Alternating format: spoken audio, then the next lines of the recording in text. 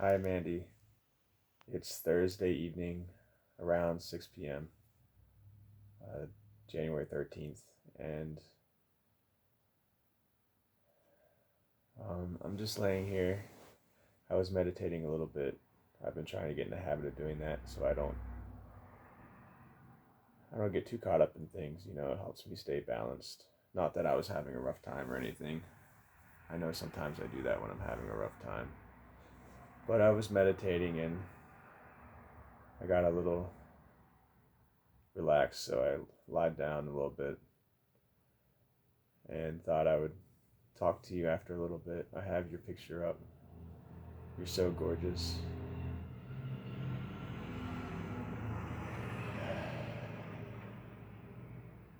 And I know you don't like me to say it, but you really are a very pretty girl. And I feel very lucky in that regard too, not just your fun and amazing personality. So, I'm lying here, dreaming of you. And I wanted to make a video. I actually prepared before I meditated for this. A few things I've been thinking about. I guess whenever I have things I'm thinking about, I'd like to share it. So I'm not just sending you dreamy videos every single day that say the same exact thing. But, um, so you mentioned something today, and I mentioned something to you. Well, first of all, I'll say last night was very special. It always is, but you open up to me and you get close. And that is by far my favorite experience with you. I mean,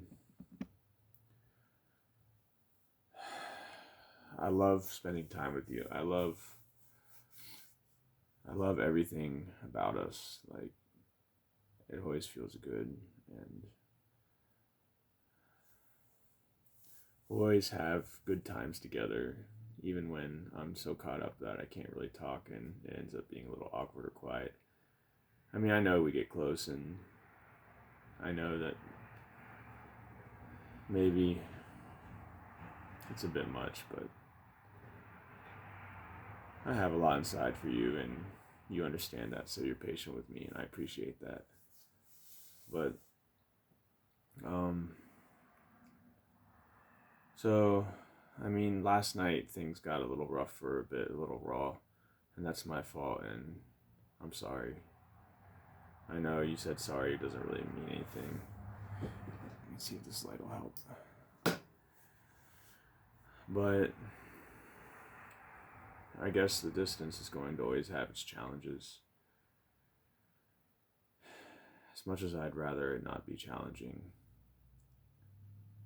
we have a long ways to go with this distance, so it's good that I learned these things at least. And it's good that we stay good.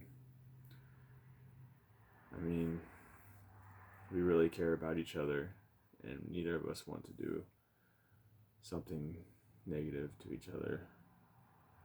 And it's unfortunate that there are negative experiences, but I will do my best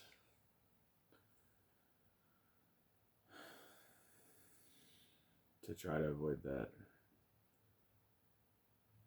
I mean, I have my issues, I have my past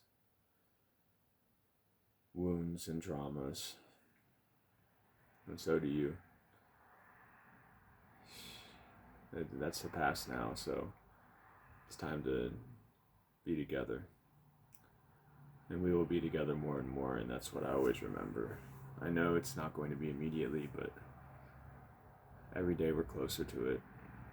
So, that wasn't what I wanted to talk about with the video, though. I just do want to say that last night ended up being very special, and you got very close to me at the end. And I felt your sweet soul and your love and emotions for me. And it was perfection.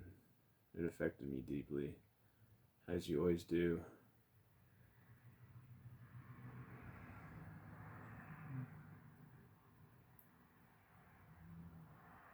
I'm sure you're getting so serious face right now. But it's my feelings. I always have them. And I always will. You're my special girl, Mandy. You always will be. So,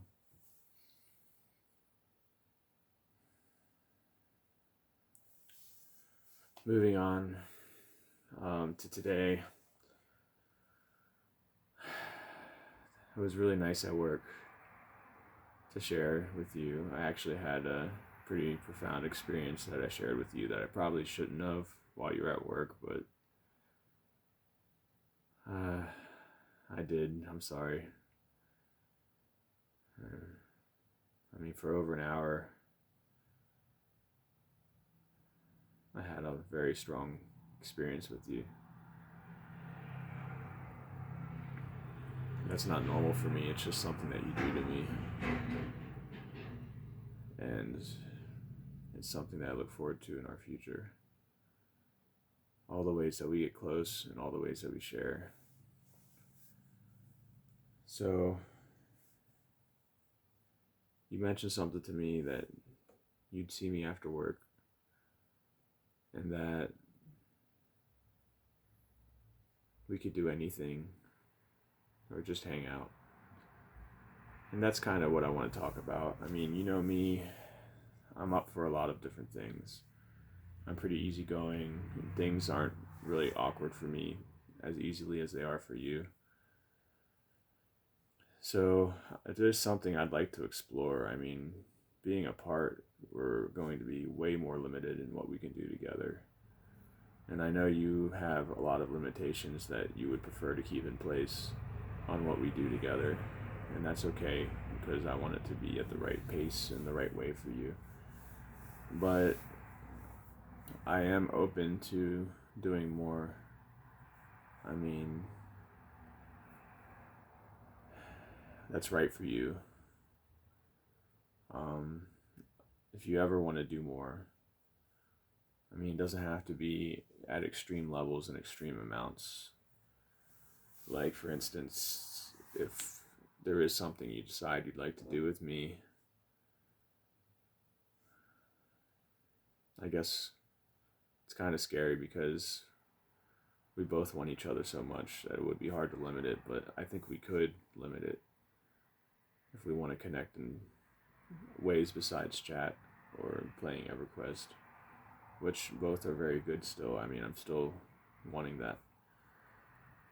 But these videos are a way that I've come up with that we're both comfortable with, and I'm happy with that.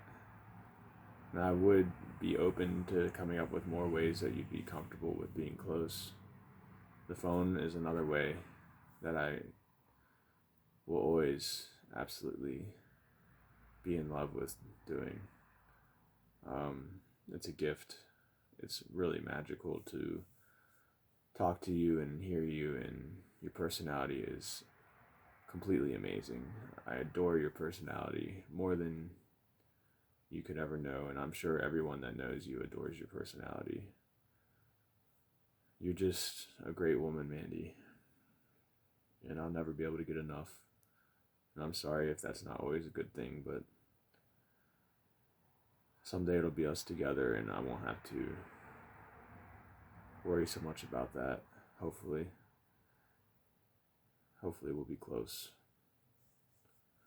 So, not trying to be serious. I'm trying to, my feelings. The full moon's in like 4 days, and I always miss you, and I always am thinking about you, and I'm always wanting a lot with you, and I'm always ready for you. So I hope that's a good thing too, because when you're ready, I am too. Always. I want to be with you always. I want to share life with you, and I want to grow into that in the right way. So don't take it the wrong way. Don't take it as a pressure. Just know that I'm ready. I'm ready for it. And I will be by your side until you are. I always will stay by your side, Mandy. So, first thing I mentioned to you last night, I didn't do a good job with this yet. I kind of just threw it together really quickly. But I found a website.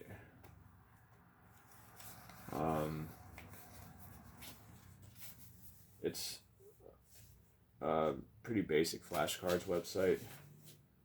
And I was thinking about this isn't going to be the most helpful way for you to learn Italian, but at least it'll be a way for you to be exposed to it. The reason it wouldn't be helpful is because I am not very great at pronunciation. I speak with an accent when I speak Italian, and I don't really remember everything that I learned, but I would like to get back into it. So there's a whole bunch of flashcards. There's a few of them. I won't get them all out. So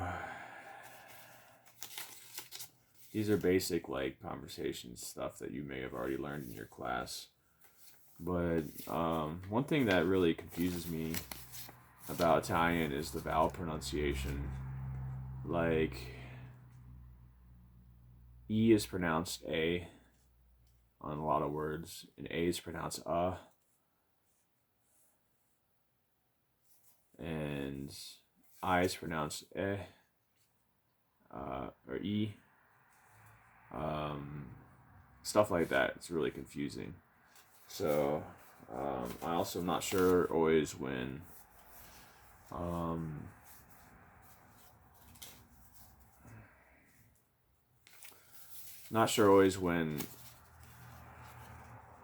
a C is a hard C or a soft C, stuff like that. So, and my pronunciation isn't good. I can't roll my R's. But like here's one.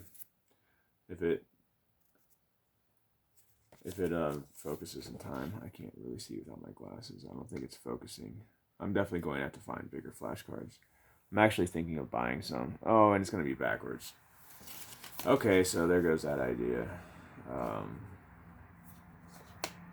Have to figure something out with that. I think if I turn the camera around, which I don't think I can do right now without stopping it. Or if I print backwards and read backwards. So there's several flashcards that I wanted to go over, but it's not going to make sense. But I could read a couple at least, just to give you a little exposure. So for I'm very well, to answer like how are you, like como sta? Let me see. So como stai would be informal. Como sta would be formal. Let's see if I could find it.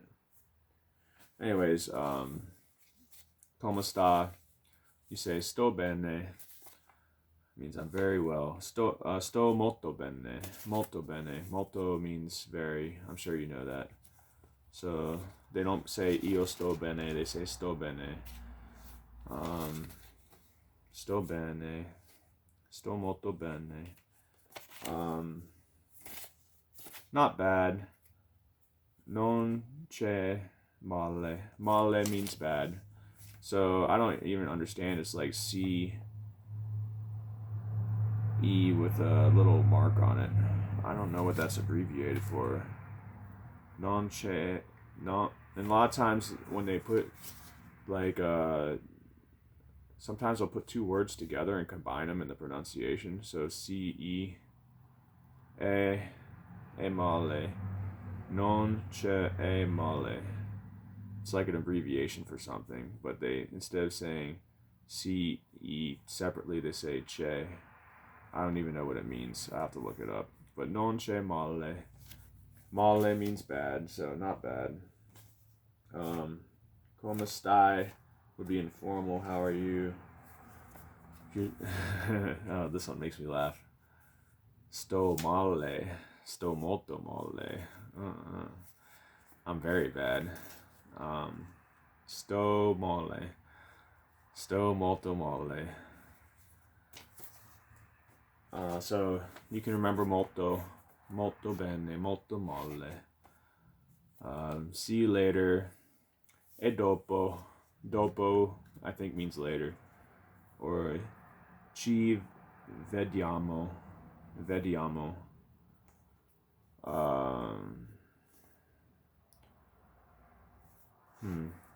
Vediamo. See you later. I'm not sure about that one either. So I'm not a great teacher yet, but we can learn together. Grazie. Grazie, Mandy, for watching me. Grazie, Mandy, for your being a bellissima.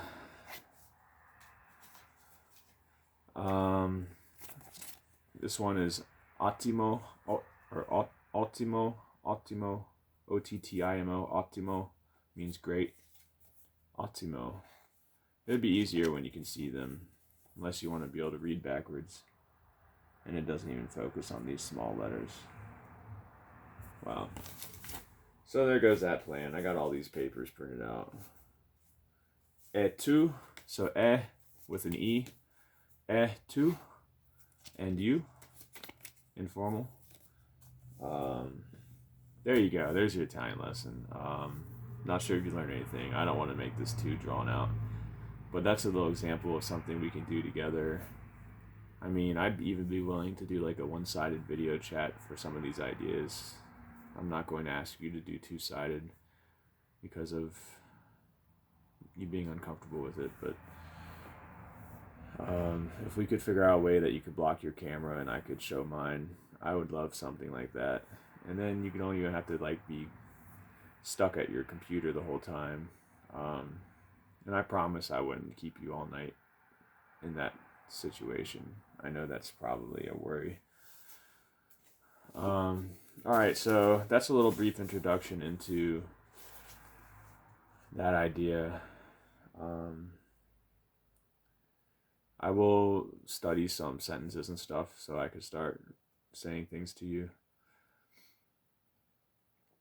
and telling you what they mean, and we can learn conjugation and stuff. And I may even buy some flashcards.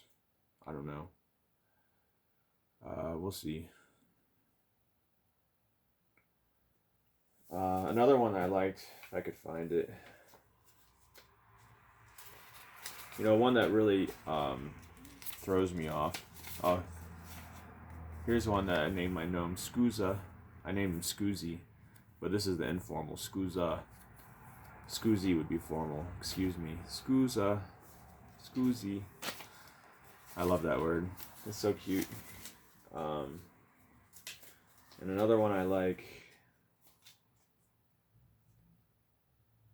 Oh, here's one that you say a lot. Likewise. You can try to learn this one. Ugualmente. I don't even know if I'm pronouncing that right. Ugualmente. U-G-U-A-L. Ugualmente. M-E-N-T-E. It means likewise, same to you. Ugualmente. Ugualmente. I probably sound that like such a heavy accent when I say that to an Italian. Ugualmente. I can't find the one I wanted. Oh, I really love this one. Buonasera. That's such a pretty sounding word, Sarah. Means good afternoon, good evening. More like good evening. Buonasera, Mandi. Mondi. I guess they would say Mondi or Amanda. Buonasera, Mandi. But Signora and Signore, that one really throws me off because Signora is female with an A on the end, but it sounds to me in my mind with an E on the end. Signora. And Signore is male. So Miss Signora, Signora Mandi Bellissima.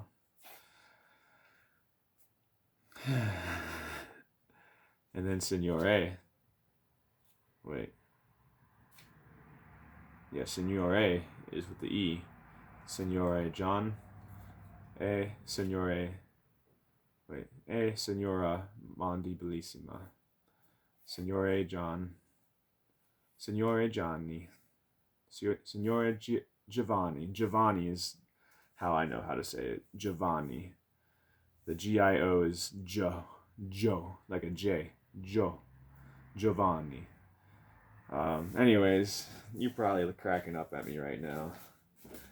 I love it. I would love to know what you learned too. So, who knows? Maybe one day if we talk more often in some form, that would be great. But if it has to wait until we're in person, I understand. I just love the idea of sharing with you, and maybe like a weekly Italian lesson, or don't have to limit it to something consistent, but maybe like once a month, once every 2 weeks. I don't care, whatever you think. So the other thing I wanted to show you, and now I know it's going to be backwards, is this EverQuest book. I never got rid of this. I never was going to, even though I didn't think you'd ever talk to me again. This is what it looks like. A mouse chewed the top while I had it tucked away somewhere. Those bad mice. It's EverQuest Ocean of Tears. What's on the back? Just pictures. I thought maybe just because it's something I always wanted, and I know I made it too awkward for you to ever want it to. Like maybe you wanted it briefly, but for some reason me talking about it made it awkward to you. But I thought maybe I'd read a couple pages to you, just so you know what it's like. I mean, maybe if anything, you can look forward to being with me in person. It's something I would do with you if you wanted to, because I want to think of things that we can do while you're cuddling beside me. And we can touch each other and rub each other and be close and have reasons to stay for long periods of time. So maybe you'd fall asleep while I was reading to you. Maybe even in bed. But I'm not going to read a whole lot because this video is going to get really long very quickly.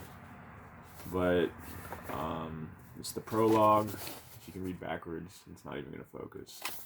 The Oath of Altotal. Now, you know the EverQuest lore better than me. Altotal is something that looks familiar to me, but I can't remember where I saw it. What zone. Alright, so here's the introduction. I'll read a couple pages only. The tall, lithe figure stood silently in the shadows of the great oaks. He was dark-skinned like the enormous trees, but there the similarities ended. Where the trees were gnarled and ancient, the elf was smooth and as polished ebony and far, far older. Though it was midday, and though the landscape, as well as the huge trees themselves, was devastated by fire, no sunlight penetrated to the forest's floor. Shadowwood Keep had been built hundreds of feet above the ground and woven into the very fabric of the ancient oaks, though they still dwarfed it. Their vast yawning canopies had seen beyond reach of time or pillaging orc, and the dense foliage at the uppermost branches had actually proven to be beyond the touch of the bonfires that had blossomed here only days before. The scent of charred flesh and a sprinkling of glowing orange ornaments that were the embers of those fires attested to this recent umbrage. The elf shook his head only slightly but distinctly, a terrible display of emotion from one so inured to pain and suffering that the goriest of battlefields had come to give him no pause. Of course, his soul cried out on those occasions too, but he'd confronted so much tragedy in his centuries that he could no longer afford to acknowledge it. To truly confront it, his own personal failures weighed too heavily upon him to take on the burdens of others, also crushed by the entropy of history, the disassembly of empire over which he too often presided. First, Takeshi's, always Takeshi's, the original home of those dedicated to the worship of the goddess Tuner, dedicated for the simple reason that they were elves and she'd created them. The ruinous exodus eastward across the ocean of tears that gave that seemingly limitless body its name only made that destruction loom larger in the elf's mind. His head sank, the chin dropping to his slender chest. His eyes, for so many hours clear of tears, nevertheless fluttered and wept a thin rivulet. The tears glistened upon his dark skin. The slight luminance of the region around Shadowwood Keep was just enough to cause them to shine. They streamed down his cheeks, but as they dripped from his face, the elf's eyes suddenly blinked open. His gaze remained focused downward, and as if hypnotized, he watched as the tears splattered on the limbs of the tree in which he perched. He intently studied their motion and became strangely serene, almost hopeful, as if the elven life of Shadowwood Keep, the men, women, and children who had teemed through these branches, who created here the seeds of a new elven kingdom, who lived life within the shadows of the Fadark forest, but beyond the gloom of the fate of Takish Haze, would somehow spring back to life. So that's the first couple pages. It's kind of definitely what would you call them when they use a lot of descriptive words? I guess that's common in fantasy stuff. I remember when I started writing a little bit, at one point, I kind of tried to do that too, but even though I could, I don't think I would be as good as most of these authors. I'm just not really focused enough to pursue it to its end, I don't think. But anyways, I always wanted to read to you, or it was also a way that we could talk to each other with you being comfortable. I thought you were scared to talk to me more than scared of not having your own personal space and time. So that's something that I guess is a transition. Now I understand that a lot better. And I'm glad we found ways that we could still connect while you still feel free and have personal space. So this other book, I don't know if I ever told you about this. I may have bought it after. It was the summer that we split up. I don't remember if it was before or after, but there's this really big used bookstore. I'd like to take you sometime if you ever, I don't know if you like used bookstores. I'll take you to new bookstores too, but it's a place I like to go. It's dangerous for me to go because I always buy too many books, and we obviously would be looking in different aisles because we have different tastes, but this book I bought, if you can read backwards, it's Charles Dickens. I never did read it, but looks like a bit dramatic, maybe even traumatic. There's Charles Dickens, if you want to see him. He was born in Portsmouth on February 7th, 1812, second of 8 children.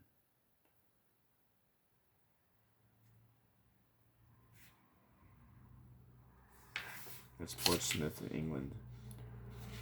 And has a little info on him. Has an introduction which talks about the story, plot,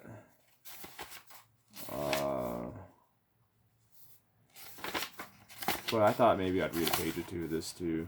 This might be something I'd read with you. You probably would protest because you'd be like, no, I want something that's a little more cuddly. Pretty sure that I know what to expect with this one. Chapter 1. I'll just read a page or something. I thought maybe you'd smile seeing this. My father's family name being Pirip, hopefully I'm pronouncing that right, and my Christian name Philip. My infant tongue could make of both names nothing longer or more explicit than Pip. So I called myself Pip and came to be called Pip. I give Pirip as my father's family name on the authority of his tombstone and my sister, Mrs. Joe Gargery, who married the blacksmith.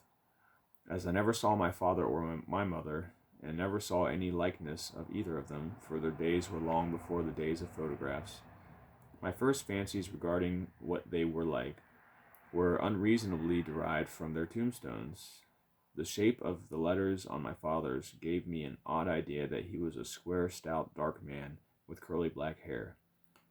From the character and turn of the inscription, also Georgiana, wife of the above, I drew a childish conclusion that my mother was freckled and sickly.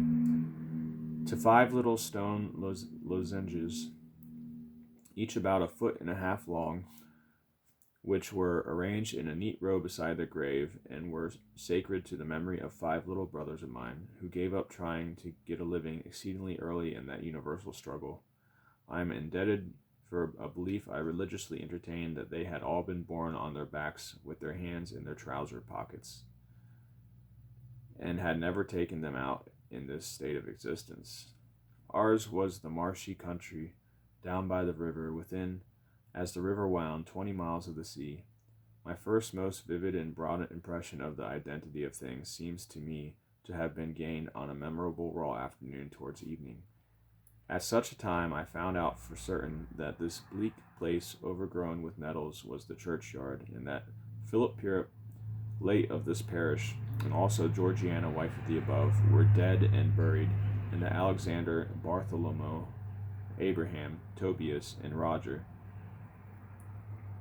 infant children of the aforesaid, were also dead and buried, and that the dark, flat wilderness beyond the churchyard, intersected with dikes and mounds and gates, with scattered cattle feeding on it, was the marshes, and that the low leaden line beyond was the river, and that the distant savage lair from which the wind was rushing was the sea, and that the small bundle of shivers growing afraid of it all and beginning to cry was Pip. "Hold your noise," cried a terrible voice, as a man started up from among the graves at the side of the church porch. "Keep still, you little devil, or I'll cut your throat." All right. A fearful man, all in coarse gray, with a great iron on his leg. A man with no hat and with broken shoes, and with an old rag tied around his head. A man who had been soaked in water and smothered in mud, and lamed by stones, and cut by flints, and stung by nettles, and torn by briars, who limped and shivered, and glared and growled, and whose teeth chattered in his head as he seized me by the chin. "Oh, don't cut my throat, sir," I pleaded in terror. "Pray don't do it, sir." "Tell us your name," said the man. "Quick." "Pip, sir." "Once more," said the man, staring at me. "Give it mouth." "Pip, Pip, sir." "Show us where you live," said the man. "Pint out the place." I pointed to where our village lay, on the flat inshore among the alder trees and pollards, a mile or more from the church. The man, after looking at me for a moment, turned me upside down and emptied my pockets. There was nothing in them but a piece of bread. When the church came to itself, for he was so sudden and strong that he made it go head over heels before me, and I saw the steeple under my feet. When the church came to itself, I say, I seated on a high tombstone, trembling, while he ate the bread ravenously. "You young dog," said the man, licking his lips, "what fat cheeks you had got." I believe they were fat, though I was at the time undersized for my years and not strong. Alright, so I'm pretty sure this video is super long. Oh yeah, we're surprisingly right before 35 minutes. That's an interesting coincidence. So I will say goodbye, Mandy. This is a little taste of things for you to think about if you ever want to do anything like this, and know that I want to share so many things with you. I want to do a lot of things with you, so I guess this will be a workout video for you. That's a little nice thought for me. Very dangerous thought. So, Mandy, I hope you enjoy this. I will see you, sweet Mandy, and know that I miss you. and that I want to be with you always, and I want to share everything. So, Mandy, I'll see you.